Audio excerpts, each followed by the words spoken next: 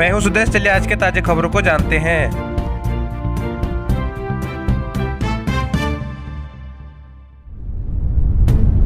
दो दिन मौसम सुनहरा रहने के बाद बुधवार से झारखंड में एक बार फिर गर्मी ने रफ्तार पकड़ ली है। सूर्य की तपिश से अगले 5 दिन यानी 29 अप्रैल तक तापमान में लगातार बढ़ते रहने की आशंका है।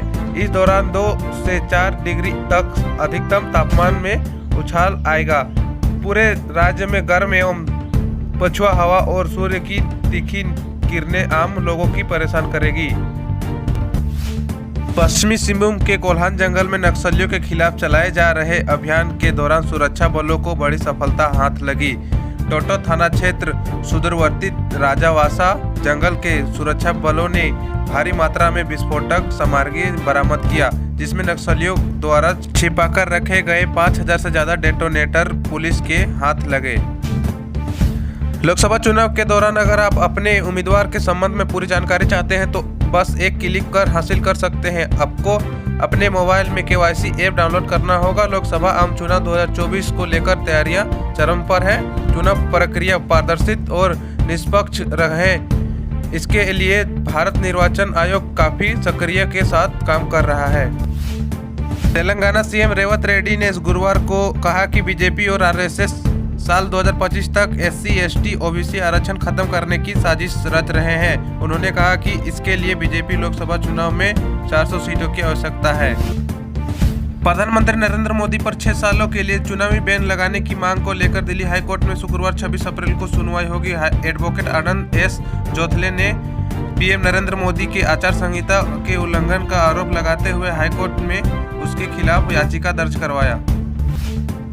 गिरिडीह के गांव वन विभाग की टीम ने शिकार के लिए रखे गए नील गाय को बरामद किया। बता दें कि वन विभाग को ग्रामीण के द्वारा गुप्त सूचना मिली थी।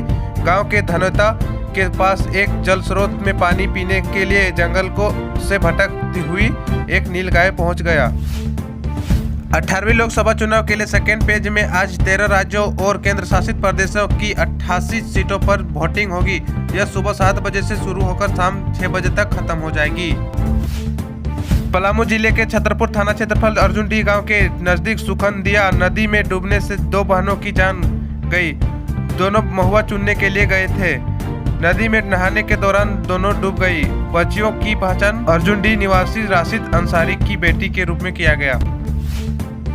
लोकसभा चुनाव 2024 अर्जुन मुंडा, जोभा मांझी व कालीचरण मुंडा ने किया नामांकन। रोड शो व सभाओं से दिग्गजों ने दिखाई ताकत। लोकसभा चुनाव 2024 को लेकर खूंटी से अर्जुन मुंडा, सिंहभूम सीट से जोभा मांझी व खूंटी के कालीचरण मुंडा ने नामांकन दाखिल किया, जिन्होंने रोड शो व सभाओं से ताकत दिखाई। झारखंड में पिता की राजनीतिक विरासत को संभालती बेटियां। देश में कई बार ऐसा देखने को मिला है कि जब पिता की राजनीतिक विरासत बेटे संभालते हैं, लेकिन झारखंड में इन दिनों नया ट्रेंड देखने को मिल रहा है, जहां पिता की राजनीतिक विरासत को बेटियां संभालने नजर आ रही है। इसकी शुरुआत बड़कागांव की विधायक अंबा प्रसाद। लोहरदगा लोकसभा सीट पर हमेशा कांटे की टक्कर रही है। लोकसभा चुनाव में इस बार भी कांटे की टक्कर रहेगी। कांग्रेस और बीजेपी प्रत्याशी ने हर बार की तरह इस बार भी जोर लगा दिया है। झामुमो का ऐलान, गांडेय सीट से चुनाव लड़ेगी कल्पना सोरेन, जमशेदपुर से मिला टिकट। आगामी लोकसभा चुनाव के दौरान झारखंड के गांडेय विधानसभा सीट पर उपचुनाव होना है। आज झारखंड मुक्ति मोर्चा ने इस सीट पर प्रत्याशी का ऐलान कर दिया है।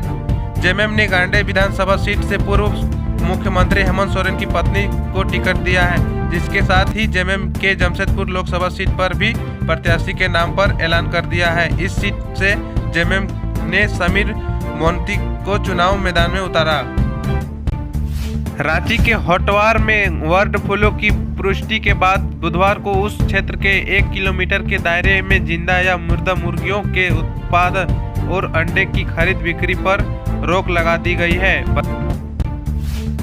झारखंड के धनबाद में करीब 1 साल बाद फिर से कोरोना ने दस्तक दी। कोयलांचल में एक शख्स कोरोना पॉजिटिव पाया गया है। डॉक्टरों ने तुरंत ही उसे केंद्र अस्पताल स्थित कोविड वार्ड में भर्ती करा दिया। इस संबंध में जिले के सिविल सर्जन डॉक्टर चंद्र भानु प्रताप ने बताया कि पश्चिम बंगाल से एक BCCL कर्मी आया है।